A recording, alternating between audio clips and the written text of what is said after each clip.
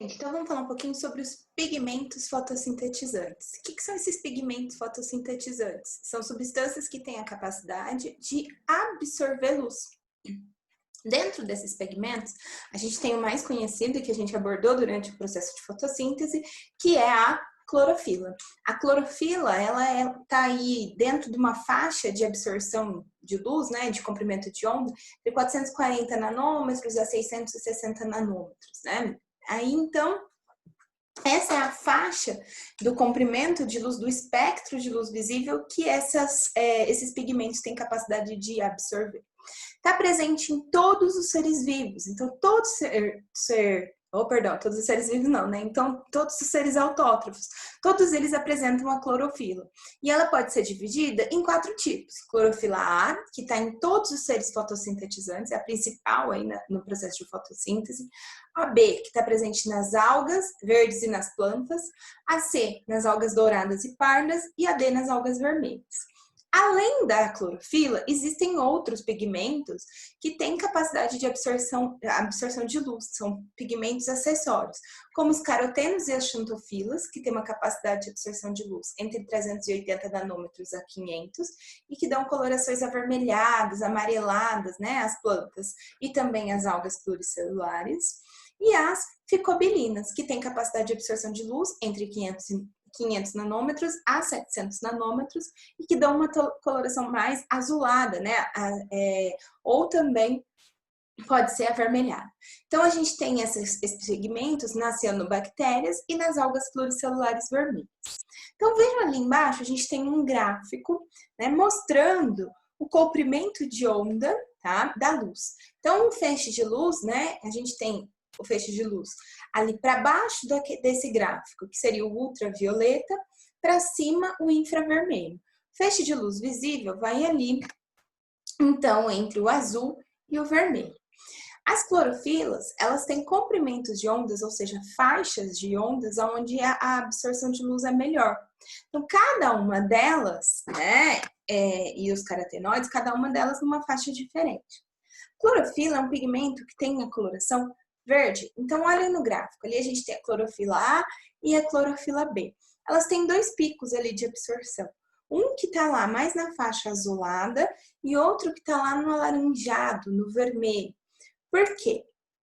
Na faixa verde, né, ela acaba não absorvendo luz, porque tudo que entra ali, ela acaba refletindo. Ela está refletindo a luz verde, por isso que a gente visualiza a clorofila numa coloração verde, tá? Então, vamos falar agora em relação gráficos da fotossíntese. Isso é importante porque Enem gosta bastante de gráfico, então fiquem atentos em relação a esses gráficos. Primeiramente, eu vou falar para vocês dos fatores que podem influenciar na fotossíntese. O primeiro fator é a temperatura. Como vocês sabem, tudo no nosso corpo é regulado por enzimas e proteínas. Para que a fotossíntese aconteça, a gente tem uma enzima extremamente importante, que é a rubisco.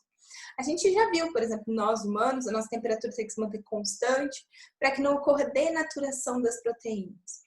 Então, nas plantas não é nada diferente. Existe um ponto ótimo para cada enzima, né? Quando essa temperatura está muito abaixo, a taxa de fotossíntese, ela não é o ápice do que pode acontecer, até achar o ponto ótimo dessas enzimas. Quando eu acho o ponto ótimo, eu estou na maior taxa de produção, né? Maior taxa de fotossíntese dessas plantas. Acontece que se essa temperatura se elevar muito, né? Eu vou ter a denaturação dessas proteínas, o que vai impedir, então, a ação dessas enzimas e elas vão parar de funcionar. O mesmo acontece para o gás carbônico, né?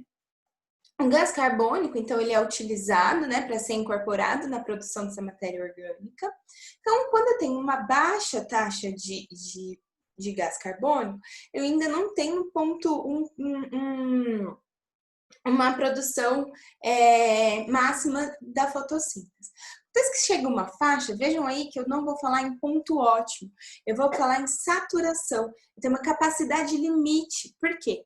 Aquela enzima rubisco, ela tem uma capacidade X de incorporação de gás carbônico. Não adianta eu jogar mais 10 vezes a quantidade de gás carbônico, que ela não vai conseguir incorporar isso no ciclo. Então, não estou falando em ponto ótimo, estou falando em capacidade limite da enzima rubisco. Né? Então, ali em torno do 0,2 por ter a taxa, né, máxima de incorporação, e não adianta mais eu jogar mais gás carbônico que não vai funcionar. Acontece que é muito difícil isso acontecer, não acontece isso na natureza com facilidade, mas esse gráfico poderia ter um ponto de declínio, onde eu tenho uma quantidade tão grande de CO2 que ele vai poder ser transformado em ácido carbônico, tá? E aí eu tenho um ponto que vai poder até atrapalhar a fotossíntese se eu tiver uma grande quantidade de CO2, mas isso é muito difícil de acontecer. E a gente vem também com um fator que influencia a fotossíntese, que é a intensidade de luz.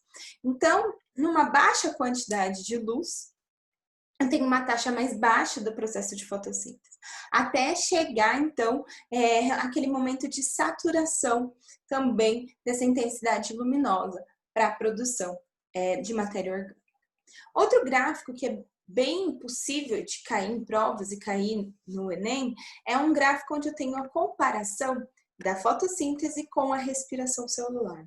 Então, vejam ali, a gente tem a intensidade do processo da fotossíntese pela quantidade de luz.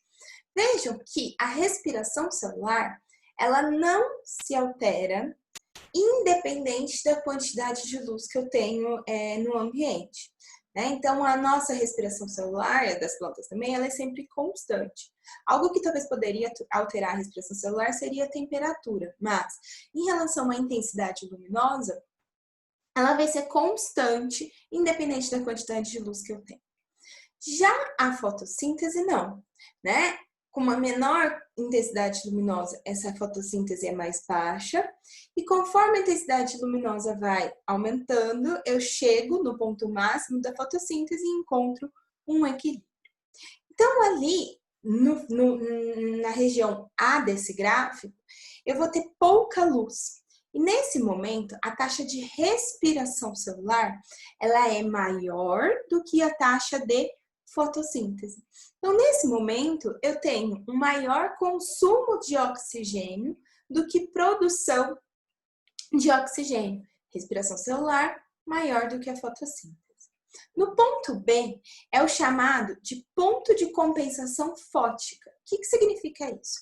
É onde eu tenho a taxa de respiração celular e da fotossíntese iguais. Então, tudo que é produzido pela planta durante a fotossíntese é consumido por ela durante a respiração celular. É isso que eu encontro nesse ponto de compensação fótica. E ali, na região C, né, do gráfico, é onde eu tenho uma maior taxa do processo de fotossíntese em relação à respiração celular. Então, ali eu tenho o consumo de CO2, né, e uma produção de oxigênio maior. Né? Então, ali eu tenho a região de produção de oxigênio maior, onde a fotossíntese é maior do que a respiração celular.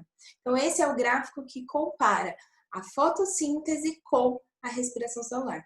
É importante vocês terem noção de interpretar esses dados em gráficos, porque isso pode cair dessa forma o processo de fotossíntese na prova, tá? Então, qualquer dúvida vocês podem me perguntar, tá?